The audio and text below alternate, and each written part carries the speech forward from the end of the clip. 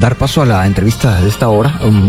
La conversación es con la recién nombrada ministra de Ambiente y Recursos Naturales, Patty Orantes, que está aquí precisamente en los estudios de Emisoras Unidas. Señora ministra, gracias por haber venido. Buenos días. Muchas gracias a usted por la invitación, Luis Felipe. Aquí siempre contenta, brindando información. No le digo que le agradezco que haya venido desafiando el tráfico porque está aquí cerca. Somos vecinos, qué alegre, solo de cruzar la calle. Sí, por eso es que no hablo del tráfico. Pero de todas maneras creo que hay mucho que platicar acerca del tema. Empezar por algo que vi en su cuenta de X, antes Twitter. Usted dice que está lista para proteger el medio ambiente y recuperar la institucionalidad del ministerio. ¿A qué se refiere con eso? Bueno, creo que es importantísimo dar a conocer qué es el Ministerio de Ambiente. El Ministerio de Ambiente fue diseñado y nació la vida en el año 2000 con una figura muy particular, ¿verdad? Pensada como un ente rector que solo hace políticas y regulaciones, básicamente, además del tema de otorgar licencias ambientales, llamadas estudios de impacto ambiental y otro tipo de licencias, pero realmente no tiene presupuesto de inversión, ¿verdad? No puede ejecutar cosas, y entonces lo que es un ministerio que se pensó en su momento para que presidiera el Consejo Nacional de Áreas Protegidas, que sí tiene pies en la tierra, para que presidiera en su momento, se pensó un instituto de aguas que manejara las aguas, que pasara el Instituto Nacional de Bosques bajo el paraguas del ministerio para el tema de los bosques. Entonces fue pensado como un gran paraguas con institutos ejecutores que tuvieran los pies en la tierra. Eso tiene este diseño tiene sus grandes desafíos, ¿verdad? Porque ¿Y no ha cambiado nada desde el año 2000? No ha cambiado nada. No han cambiado, por ejemplo, los montos de las multas, que sus máximos son 100,000 quetzales. Igual las vamos a aprovechar porque una de las áreas que podemos hablar en un ratito es el tema de empezar a trabajar a combatir la impunidad ambiental. Pero como ministerio coordinador y en un gobierno como el actual, estamos ya empezando a empujar cosas interesantes con otros ministros, ¿verdad? Con el Ministerio de Agricultura trabajamos un poquito el fin de semana para empezar a hablar y empujar agricultura regenerativa, ganadería más sostenible. Con la ministra de Economía empezamos a platicar ya de la importancia de tener una política de inversiones que sea respetuosa del medio ambiente. Nos interesa generar mucho empleo, traer mucha inversión, pero tiene que ser inversión verde, amigable, responsable. Con la presidenta del Infom, Karin Slowin, vamos a unir fuerzas para trabajar de la mano con los alcaldes. Entonces, digamos, ese ministerio de políticas y regulaciones, cuando hay un gobierno con un gabinete cohesionado que comparte objetivos, creo que vamos a hacer grandes cosas. Bueno, empecemos por cosas que son muy puntuales. ¿Quiénes son los grandes enemigos del Ministerio de Ambiente y Recursos Naturales? Los infractores ambientales, ¿verdad? Así de claro. ¿Esos que tienen que pagar multas hasta de 100,000 quetzales? ¿Usted se refiere a eso o hay algo más? Bueno, claro que hay más. Nosotros podemos poner sanciones, pero también podemos denunciar ante el Ministerio Público, aunque este Ministerio Público no esté muy deseoso de trabajar en esa línea. Pero ahorita traemos una línea de dialogar y hacer pactos para empezar a transitar hacia un nuevo modelo de desarrollo, ¿verdad? Tenemos que trabajar de la mano con la agroindustria para empezar a reducir las cantidades de agua que se utilizan ahí en el riego, en los beneficios de café. Usted hablaba de ganadería más sostenible. ¿A qué se refería con eso? Me agarró el de más. Bueno, mire, ahí hay desde cambios culturales que hay que hacer. Déjenme decirles que yo tengo muy en mente a la juventud en general y parto de mis 2 hijas que son tremendamente ecologistas. Ellas ya no comen carne, por ejemplo, ¿verdad? Y me regañan cuando yo lo hago. En mi casa no comemos demasiada carne tampoco, tal vez una vez a la semana. La ganadería por sí misma no es, digamos, una práctica muy eficiente desde el punto de vista ecológico, porque con 1 hectárea de granos básicos se pueden alimentar 500 familias. Con 1 hectárea de granos básicos, digamos, nos sirve para darle de comer a 3 vacas. Con eso le digo todo, ¿verdad? Entonces no es muy, ecológicamente no es bueno. Pero esos son cambios que se tienen que ir dando paulatinamente, y ahorita lo importante es que la ganadería extensiva que tenemos ahorita, que está generando emisiones de efecto invernadero, que está avanzando a costa de la destrucción del bosque tropical, tenemos que intensificarla. No pueden estar las vacas ahí comiendo bosque, ¿verdad? Sino intensificarla, tecnificarla. ¿Y la ley le permite eso al ministerio? Eso es lo que vamos a trabajar de la mano del Ministerio de Agricultura, por ejemplo, ¿verdad? Pero con digamos con las leyes vigentes, ¿sí se puede lograr eso? Sí se puede, porque no es un tema solo punitivo. normativo, es un tema también de acompañamiento a los sectores productivos. El sector ganadero es uno de los varios sectores que ha estado muy abandonado por política pública. No hay política pública de ganadería, por eso ya no hay tampoco industria lechera, industria láctea en general en el país, ¿verdad? Lo que importamos muchísimo de Honduras, hasta de Australia, por favor, ¿cómo es posible? En los 70 había una industria lechera en Guatemala, hoy no la hay. Entonces es parte de empezar a levantar ciertos ámbitos productivos, pero eso sí, digamos, exigiendo muy fuertemente un comportamiento responsable con el ambiente. Hace tal vez 2 o 3 días, la secretaria de Conrad, Claudina Nogales, decía que algunos incendios en el Petén se ocasionaban, se provocaban para que las autoridades no pudieran acercarse a hechos ilícitos que se dan ahí. Me imagino que entre los enemigos del ministerio están esas personas.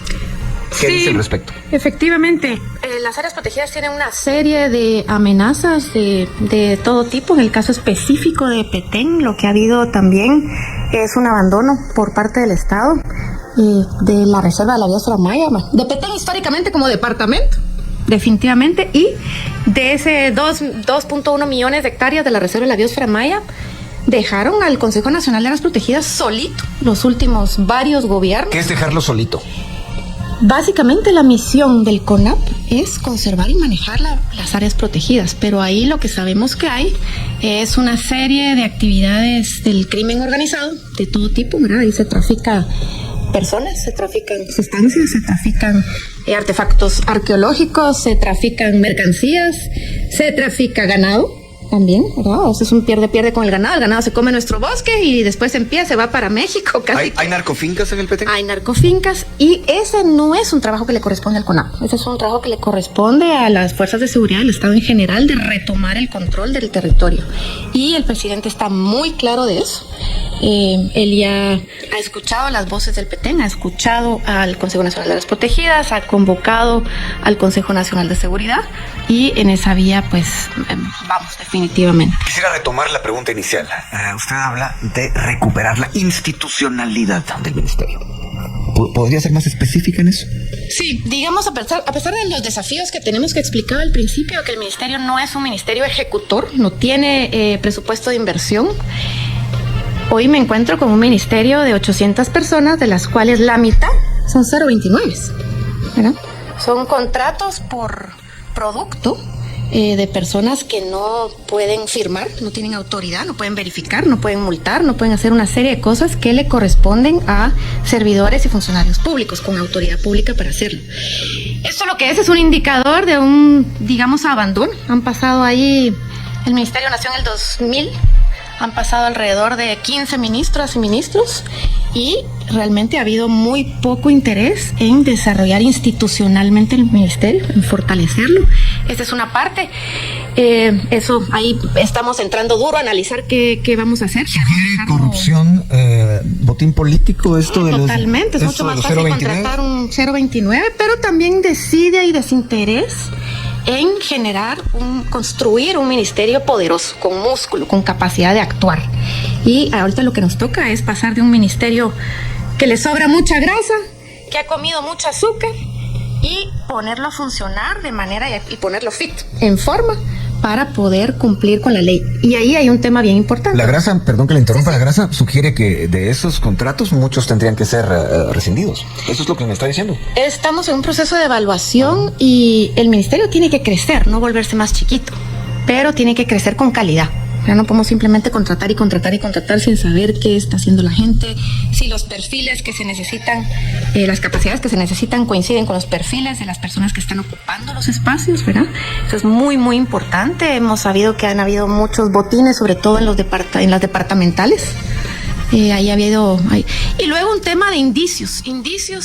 Hay indicios de mucha corrupción en todos lados, necesitamos un poquito más de pruebas. ¿En el otorgamiento de licencias, por ejemplo? Indicios a millón y denuncias a millón, ¿verdad? Y bueno, ¿denuncias interpuestas dónde? Interpuestas ante el ministerio mismo, ante el ministerio mismo, y nosotros mismos como ministerio, me estoy refiriendo, la exministra saliente Iturbide dejó puesta una denuncia penal en el Ministerio Público por el caso de la mina Cerro Blanco. ¿Qué pasó con ese expediente? Y es un ejemplo y seguramente hay muchos. ¿Qué pasó con la mina Cerro Blanco para que nuestra audiencia lo sepa? Por lo menos en el expediente para gestionar la licencia ambiental, encontramos un expediente que tiene casi 3.000 folios, de los cuales 900 habían desaparecido. El proceso de la licencia que fue otorgada con mucho cálculo el 9 de enero, la licencia ambiental para pasar de minería subterránea a cielo abierto, la otorgaron el 9 de enero, justamente 5 días antes de que el nuevo gobierno tomara posesión, que es cabalmente los 5 días que exige la ley, donde si no se, interpone un recurso a esa licencia, la licencia queda en firme. Hay firmas falsificadas de personas en el ministerio que no estaban de vacaciones, y resulta que la licencia tiene firma de esas personas que no estaban ese día en el ministerio, números de correlativo expediente que no casan, que no corresponden. Entonces, como ese caso, que ya está, en el Ministerio Público, que estamos por recibir los resultados de la Contraloría General de Cuentas, a la que también se le pidió una auditoría, no dudo que hayan muchos más, ¿verdad? Usted conversó durante el corto tiempo en que estuvo la ahora exministra Iturbide. ¿Conversó con ella? ¿Tenían la misma visión? Bueno, desde el Congreso lo que teníamos era una correlación donde los diputados de Semilla, que estábamos a cargo de diversos temas, teníamos un enlace directo con los ministerios. Yo era el enlace desde la bancada con la ministra. Y tuvimos oportunidad de compartir bastante, sí, para estar coordinados siempre alrededor del Congreso. ¿Y es una visión similar la suya con la...? Yo diría que sí, son visiones que difieren. Cada quien tiene su visión, sí. ¿En qué difieren? Yo no quisiera usar este espacio tan valioso para hablar de la exministra, a quien respeto mucho. En realidad no es de la exministra, es, digamos, ¿cuál es la diferencia de visión? En todo caso, antes de ir a la pausa, quisiera que usted me contestara eso. Yo diría que en mi caso particular hay un énfasis muy fuerte en la necesidad de entender cómo funciona el ministerio y trabajar de la mano de otros ministerios, ¿verdad? Para poder realmente hacer grandes cosas. Estamos hablando de trabajar con Mineco para una política de inversión sostenible, de trabajar con el Infom, con agricultura, también de trabajar de la mano de los alcaldes, ¿verdad? Por primera vez no se prorrogó el acuerdo que le exige a los alcaldes empezar a tratar sus aguas residuales. Creo que ese fue un acto valiente de la ministra. Eso se venía prorrogando por 17 años. Pero hay que tener claro que no solo se le puede exigir a los alcaldes, hagan, porque los alcaldes no tienen los recursos financieros, no tienen las capacidades institucionales técnicas. Entonces lo que vamos a hacer ahora es agarrarnos de la mano y apoyarlos desde el gobierno central. Patricia Orantes, Pati Orantes. Y estamos conversando acerca de los retos que tiene como ministra en una cartera que, según ella misma ha dicho, mucha gente no entiende cómo funciona, y qué hace y qué no hace, y qué puede hacer y qué no puede hacer. Me queda, de la charla que hemos sostenido en este momento con la ministra, hay una palabra clave, que son licencias ambientales. Yo creo que eso sí vale la pena profundizarlo, ministra, porque correcto, hay gente que cree que por ahí precisamente se ha dado mucha corrupción y usted me explicaba algo al respecto. ¿Cómo se mueve eso de las licencias ambientales, por ejemplo, para la construcción? Empecemos por ahí. Sí, yo creo que es importante decir que por todo el abandono en general en que ha caído las instituciones del organismo ejecutivo en los últimos muchos años, el tema de las licencias ambientales se volvió primero un mero procedimiento, ¿verdad? En general un mero procedimiento como de maquilar licencias. Entraba un expediente, no se le ponía realmente la atención debida. Era copiar y pegar y presentar. Copiar, pegar, aprobar un poquito. Pero para proyectos realmente de gran envergadura, de gran presión, indicios, vuelvo a utilizar la palabra indicios, ¿verdad? Y vamos a tener que ver ahí cómo convertimos esos indicios en denuncias si fuera el caso. Yo creo que el equipo en el ministerio está muy claro de que la tolerancia cero a la corrupción en este gobierno es tolerancia cero. Creo que se ha dado una señal muy clara en el caso del Ministerio de Ambiente, y vamos a hacer una cirugía quirúrgica en ese caso, porque no vamos a tolerar prácticas, ¿verdad? Si es que las hay, para evitar y devolverle la confianza a la población y a los actores. Pregunto algo, la interrumpo un segundo. ¿Una licencia otorgada ya no puede ser revertida? Si usted, descubre que una licencia fue dada en circunstancias, no le digo dudosas, corruptas, ¿eso podría de alguna manera volverse como mínimo noticia? Puede y debe ser. ¿O puede ser revertida? Puede y debe ser revertida. Y vuelvo a poner el caso de Cerro Blanco, donde lo que se hace es una auditoría de procesos, ¿verdad? Y si se identifican anomalías, se debe de poder anular esa licencia. O sea, por ahora no se han identificado. Es solo lo extraño de cómo lo hicieron. Para el caso de Cerro Blanco se identificaron las anomalías y se pusieron denuncias ante el Ministerio Público. Esa es la denuncia que puso la ministra anterior. Correcto.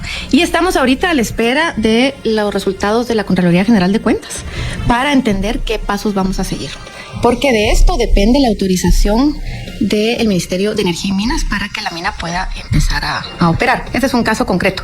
Pero sí, yo tengo un compromiso muy férreo con devolverle la credibilidad a la población guatemalteca de cómo se manejan y se analizan y se autorizan y se les da seguimiento. Esa es la otra cosa.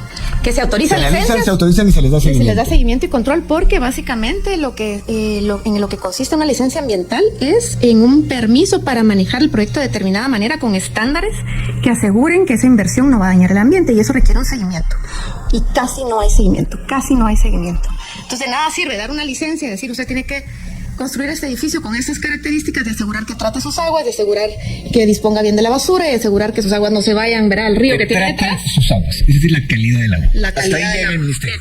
¿Qué pasa en esas zonas urbanas donde están construyendo un edificio hoy, otro mañana, y dentro de 10 años a lo mejor ya no va a haber recursos hídricos en el lugar? Bueno, ese es un tema bien importante, Luis Felipe, porque estamos tocando el tema del agua, lo que nos lleva a la ley de aguas. A la ley de aguas que no existe. A la ley de aguas que no existe. El mandato del Ministerio de Ambiente es un mandato de preservar el recurso, tanto que se siga produciendo, que no lo podemos hacer nosotros mismos, sino hay que trabajar con INAV, con una serie de actores para evitar la deforestación, para cuidar las fuentes de agua, y por el otro lado que no se contaminen. Pero lo que nos está faltando en Guatemala, y por eso la figura de la ley de aguas es tan importante, es una autoridad del agua, es una institución pública que, de acuerdo con el artículo constitucional que establece que las aguas son de dominio público y no privadas, tiene que haber una entidad en el Ejecutivo que otorgue derechos de agua, que sea el gran administrador de las aguas de todos los guatemaltecos en nombre del Estado. Y eso es lo que está faltando. Entonces, hoy básicamente lo que está operando es el Código Civil de 1930 y piquito, donde se establece que se amarra la propiedad del agua a la propiedad de la tierra. Entonces, si yo tengo una propiedad por donde pasa un pedazo de río, yo puedo hacer lo que quiera con ese río. Si yo tengo una propiedad y afloro el agua subterránea, esa agua es mía y la puedo vender. Entonces ahorita lo que hay es que la propiedad del agua está atada a la propiedad, y eso está totalmente contrapuesto con lo que dice la Constitución. La Constitución lo que dice es que el agua es de dominio público, es un bien público y tiene que ser administrada por el Estado, y para el efecto manda a crear una ley de aguas. Bueno, hoy es noticia un conflicto que ha tenido un saldo trágico en las cercanías de Mentón, donde lo que la disputa es un nacimiento de agua entre dos comunidades. Correcto. La pregunta acá es, usted pasó 3 meses por el Congreso y me imagino que usted pensó en algún momento plantear iniciativas que pudieran coadyuvar al tema ambiental. ¿Es la ley de aguas la reina de las iniciativas en ese sentido, o hay otras? Bueno, hay demasiada necesidad legislativa. Ahorita le puedo decir que la ley de aguas es una de las 10 prioridades legislativas del presidente Bernardo Arévalo. Y sabiendo eso, yo empecé a trabajar desde el Congreso haciendo lo que creo que había que hacer, que es analizar todas las iniciativas de ley interpuestas en años pasados. Bueno, hay varias iniciativas de ley de aguas. Las estudiamos todas. Todas tienen elementos valiosos y rescatables, diferentes, de los procesos mismos de proponer y avanzar y discutir esas leyes. Sacamos lecciones aprendidas, y hoy lo que tenemos, vengo al ministerio con un proceso un poco ya más avanzado. Ahora vamos a desarrollar la iniciativa de ley desde el Ejecutivo para que el presidente la mande, capitalizando en el esfuerzo de esos sectores que esfuerzos hicieron. Sobre todo en el 2016 hubo una etapa muy prolífica donde hubieron alrededor de 4 propuestas de ley al Congreso. De todas ellas estamos sacando, rescatando, aprendiendo, y no sobra para nada decir que vamos a hacer un proceso de diálogo con la sociedad, pasando por todos los departamentos, donde queremos invitar a los diputados distritales, a los alcaldes, a las organizaciones sociales, para que cuando llegue la iniciativa al Congreso llegue pues muy conocida, muy discutida y representando lo que la gente quiere ver en ella, ¿verdad? Usted dice que es una de las 10 prioridades legislativas del gobierno del presidente Arévalo. Correcto. Entre esas 10 prioridades, ¿hay otra que esté vinculada directamente con el ambiente? Ahorita que yo recuerde, no, yo sí tengo algunas prioridades legislativas importantes. La primera... ¿Cuál sería otra parte de la ley? Esa sería otra parte. Bueno, yo le puedo decir otras prioridades legislativas. Entre las 10 no identifico ahorita otras ambientales. Pero suyas, digamos que usted tenga una idea que haya legislación pendiente de aprobar para ayudar a defender el medio ambiente. Definitivamente que sí. ¿Las multas, por ejemplo? Empezando por reformar nuestra propia ley de medio ambiente, que es la que rige el Ministerio de Ambiente, ¿verdad? Entonces hay que modernizar todo el proceso de otorgamiento de licencias, porque está hecho como una pequeña maquila, ¿verdad? Viene el proyecto privado, mete su expediente, si no se evacúa en cierto tiempo, hay responsabilidades para el funcionario, etcétera, etcétera. Pero sobre todo también el tema de los dientes. Hay que ponerle dientes al ministerio. La sociedad se siente tan abandonada y desprotegida porque no siente que el ministerio representa los intereses de la naturaleza. ¿Y los dientes se traducen en multas? Hay que elevar esas sanciones, o sea... Usted dice que lo máximo es 100,000 quetzales. Sí, eso no le hace ni cosquillas a grandes inversiones. Solo dime una cosa, 100,000 quetzales se pagan ¿por qué, por ejemplo? Como sanción, como multa. Mire, no le podría, ahorita no le podría decir. Tengo 2 días, este es mi segundo día en el ministerio, pero sí le puedo decir que me han comentado que hay empresas que infringen normas ambientales sabiendo que le va a llegar la multa de los 100,000 quetzales y simplemente meten esos 100,000 quetzales en su modelo financiero, lo asumen como un costo ya dado y hacen de todos modos el delito ambiental, ¿verdad? Entonces esa lógica es la que hay que cambiar totalmente. Es un poco como que, haciendo una comparación un poco burda, como que a alguien le cobraran 5 quetzales por un cepo. Exactamente. Entonces mejor me estaciono donde a mí me conviene y ya sé que después pago los 5 quetzales y sigo haciéndolo todos los días.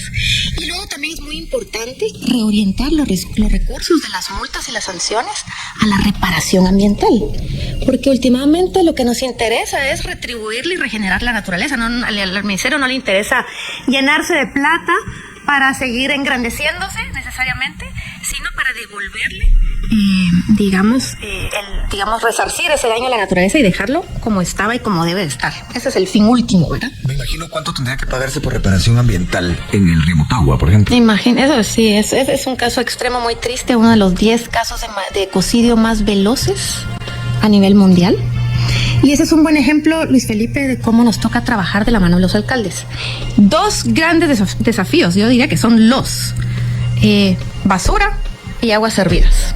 En Chinautla Chinautla es un caso muy triste, muy emblemático, de un abandono muy fuerte de todo tipo.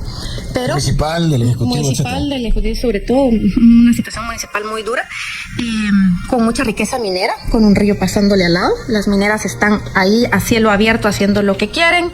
El río está llevando no agua, sino arrastrando plásticos y todo tipo de basura. Y hay un letrero que dice: sea educado, tire su basura al río.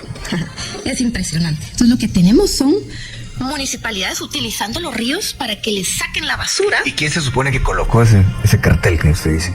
Eso sí se la debo, no tengo idea de quién colocó ese cartel, pero es un indicio broma de cómo... o es en serio? No, es en serio. Sí. Porque el río se lo lleva y no lo vemos. Y es una solución cultural. Sea educado, tire su basura al río. Sea educado, tire su basura al río. Yo voy a ser puntual, pero con la pausa. Volvemos pronto. Y bien, hasta acá el video de hoy. Recuerden que ustedes tienen la última opinión que pueden dejar acá abajo en la cajita de comentarios. Dicho esto, nos vemos hasta el siguiente video. Adiós.